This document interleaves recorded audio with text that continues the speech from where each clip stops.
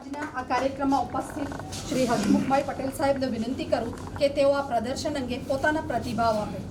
લોક સાહિત્ય અને લોક સંસ્કૃતિની જાળવણી માટે સતત મથતા આદરણીય શ્રી જોરાવરસિંહભાઈ,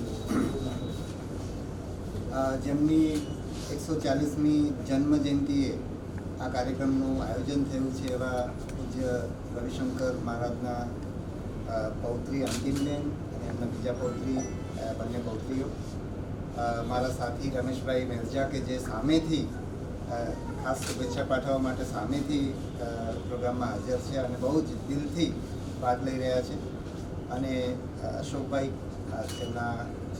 જેમના ચિત્રોનું આ પ્રદર્શન છે એવા અશોકભાઈ ઠાઠ, એમનો પરિવાર, સૌ બધા કલાકાર મિત્રો અને કલાપ્રેમીઓ. મારે બહુ લાંબી વાત નથી કરવાની કારણ કે ઘણા બધા લોકો ઊભા છે અને ખરેખર તો આપણે પ્રદર્શન જોવા માટે આવે છીએ. પણ અશોકભાઈનું જે ગામડાનું જીવન એમણે એમના ચિત્રોમાં અંકાર્યું છે એ મને લાગે છે છેલ્લા 10-15 વર્ષથી હું એમના પરિચયમાં આવ્યું છું. એમના ચિત્રો સતત જોઈને બહુ આનંદ થાય, કારણ કે હવે દિવસે દિવસે આપણી ગામડાની સંસ્કૃતિ શેષ નાબૂદ થઈ રહી છે. તો એ એટલું સરસ રીતે એનું કરે છે. અમે અમદાવાદ પોલીસ કમિશનરની ઓફિસ 160 કરોડના ખર્ચે બનાવી રહ્યા છીએ અને ટૂંક સમયમાં કદાચ આ મહિનામાં ઉદ્ઘાટન થાય એમ છે. તો એમાં પણ અમે અશોકભાઈના ચિત્રો મૂક્યા છે. તો અશોકભાઈની બીજી એક વિશેષતા એ છે કે આમ ઘણા બધા કલાકારો અહીંયા હાજર છે, તો આજે પણ કલાકારોએ સંઘર્ષ કરવો પડે છે, કારણ કે કલાકારો માટે આપણા સમાજમાં બહુ માન નથી. આપણે વેપાર વણજવાળી સંસ્કૃતિવાળું રાજ્ય છીએ. તો અશોકભાઈ જ્યારે કામ શરૂ કર્યું છે ત્યારે એમણે કયા પ્રકારનો સંઘર્ષ કરવો પડ્યો છે. તો હું એમ પણ અશોકભાઈને એ રીતે પણ જોઉં છું કે એમણે કલાકારોને ખાસું માન અપાવ્યું છે.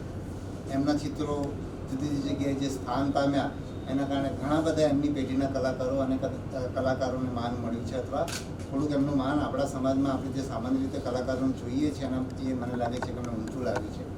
બીજું, એમણે અત્યારે પણ તમે એમની વાતમાં પણ સાંભળ્યું હશે કે 2-3 વાર એમણે કીધું કે કલાકારે આ શીખવું જોઈએ, કલાકારે આમ કરવું જોઈએ.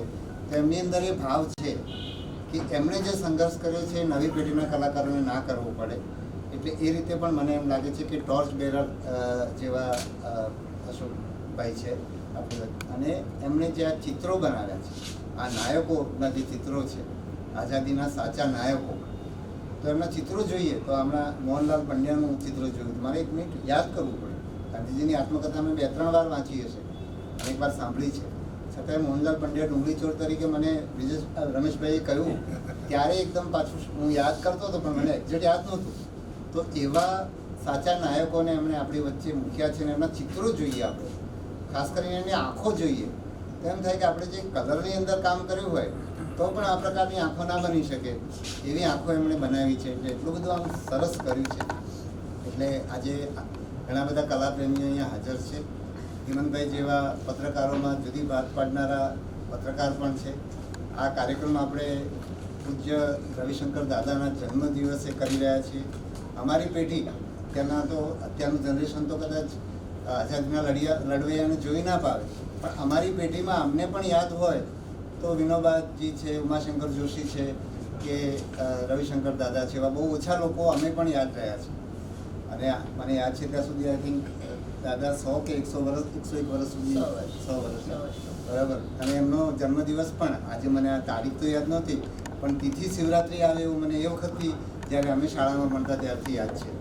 તો એવા સરસ પુણ્ય દિવસ, બરાબર. દાદા ખાલી એક આઝાદીના લડવૈયા નહોતા, એમનો જે આત્મા હતો ને એકદમ સેવાભાવી અને પુણ્ય આત્મા આપણે જે કહીએ એવા આત્માના જન્મદિવસે આપણે કાર્યક્રમ કરી રહ્યા છીએ. એમના પરિવારજનો આપણી વચ્ચે ઉપસ્થિત છે. બહુ આપણા સૌના માટે બહુ ખુશીની વાત છે.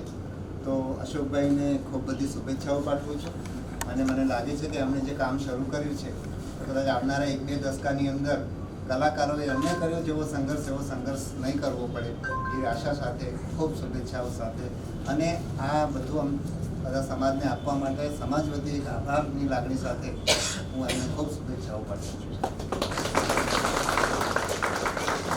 આભાર સાહેબશ્રી. આજના કાર્યક્રમમાં ઉપસ્થિત શ્રી રમેશ મેરજા સાહેબને વિનંતી કરું કે તેઓ આ પ્રદર્શન અંગે પોતાના પ્રતિભાવ આપે.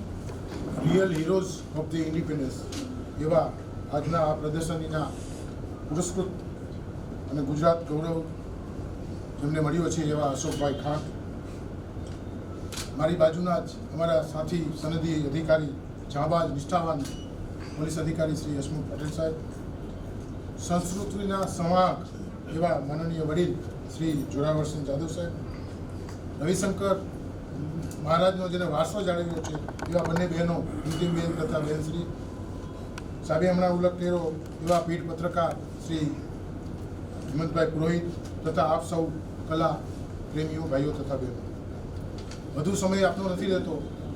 અશોકભાઈનું કામ જ એ આપણને બોલે છે અને એ આ જે ચિત્રો જ એ બોલે છે કે અશોકભાઈએ પોતાનું હૃદય, પોતાનું લોહી રેડી દીધું છે.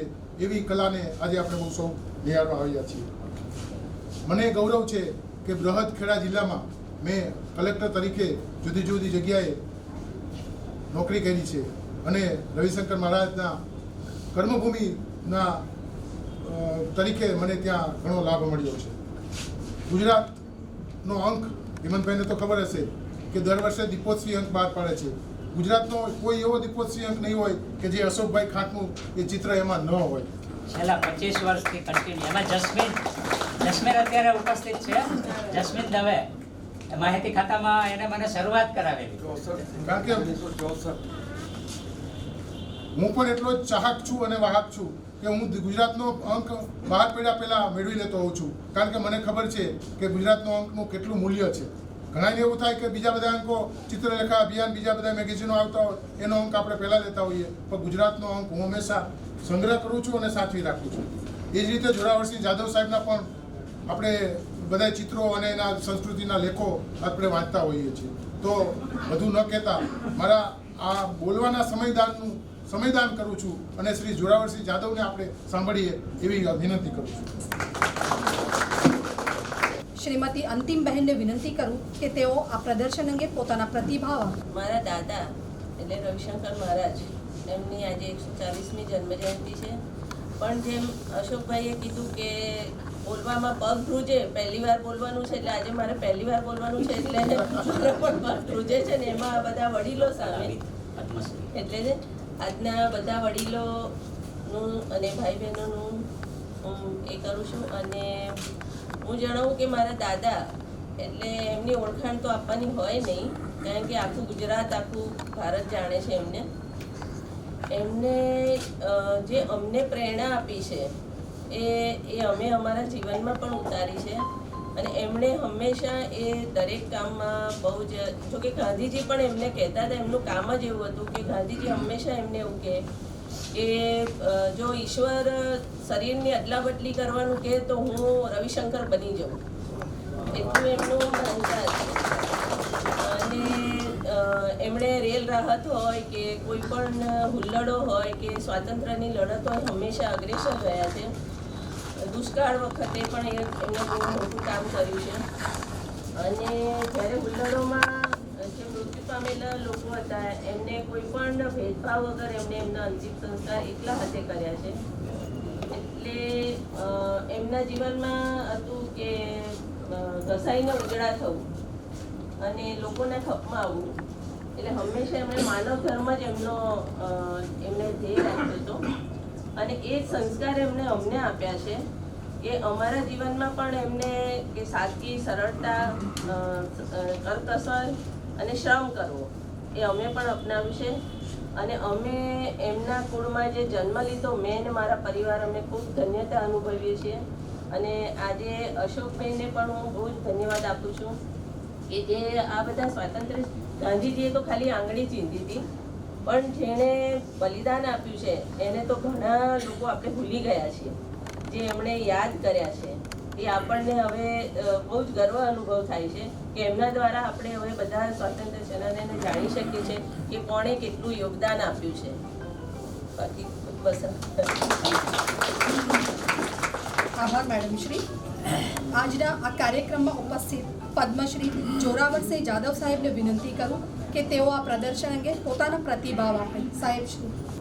આજના મુખ્ય મહેમાન પોલીસ અધિકારી હોવા છતાંય સાહિત્ય, કલા અને સંસ્કૃતિમાં અત્યંત રસ ધરાવનાર વ્યક્તિ તરીકે સૌ પહેલાં તો એમનો વંદન કરું છું. આ શ્રી રમેશભાઈ તો મારા મિત્રના ભાઈ છે મેરજાભાઈ, મારા બહુ વખત મિત્ર હતા, માહિતી ખાતામાં હતા ત્યારથી મારો એમનો જૂનો પરિચય, એમના નાના ભાઈ છે બેનશ્રી. એમનો પરિચય આજે થયો, પણ એમના દાદાનો પરિચય મને 1970ની સાલમાં 69માં મારા એક પુસ્તકનું ઉદ્ઘાટન ટાઉન હોલમાં પૂજ્ય રવિશંકર દાદાના હસ્તે થયું. મારા માટે એક સંભાળનું છે અને મારા માટે એક આનંદ અને ગૌરવનો પ્રસંગ છે. અશોકભાઈ ખાંડ, એમણે ગામડાને ચિત્ર્યું છે અને મેં ગામડાને લખ્યું છે. એ ચિત્રકાર છે અને હું લોક સાહિત્યનો ઉખડ્યો છું, પણ અમારા બેનું કોમ્બિનેશન સતત ચાલતું રહેતું હોય છે. એમના ઘણા બધા ચિત્રોનો ઉપયોગ એમને પૂછ્યા વગર મેં મારા પુસ્તકોના ટાઇટલોમાં મારા લેખોમાં કર્યું છે. ગુજરાત સમાચારના 20 વર્ષ સુધી મેં લોકજીવનના મોટી કોલમ ચલાવી, એમાં સંખ્યાબંધ ચિત્રો મેં એમને છાપ્યા છે. કારણ કે મને અશોકભાઈ ગમે છે ને એમના ચિત્રો ગમે છે, એટલે જાણે અજાણે પણ એમની સાથેનો નાતો છે. ખરેખર મિત્રો, આજે રંગનો ઉત્સવ છે, ઉમંગનો ઉત્સવ છે, આનંદનો ઉત્સવ છે. આવા ઉત્સવમાં મારા જેવા લોકકલાના યાત્રીને સાહેબ આવવાનું હોય ને, તો અમારા અંતરમાં સાહેબ આનંદનો અબીલ ગુલાબ ઉઠે. અમારા અંતરના રંગ સાથિયા પુરાય, અમારા અંતરનો આનંદ બોરલા એક સાંભળા ચૌકી ઉઠે એવો રૂડો અવસર અશોકભાઈ આજે ઊભો કર્યો છે. અને એમાં અતિથિ તરીકે હું આજે અહીં ઉપસ્થિત થયો છું.